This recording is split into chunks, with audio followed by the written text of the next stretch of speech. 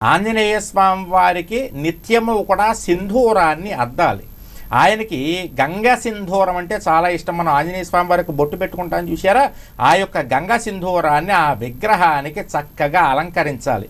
గంగా సింధూరం ఖచ్చితంగా ఇద్దరు దేవతలకు అలంకరించమని శాస్త్రం చెప్పింది. ఒకటి ఆంజనేయ స్వామి వారికి, రెండవది గణపతికి కూడా ఇక్కడ చెక్కిళ్ళ దగ్గర మీ ఇంట్లో గణపతి ఫోటో ఉన్నా విగ్రహం ఉన్నా ఈ చెక్కిళ్ళ దగ్గర ఆంజనేయ స్వామి వారి యొక్క గంగ సింధూరం బొట్టు ఉంటుంది చూసారా, అది చక్కగా అలంకరించవచ్చు.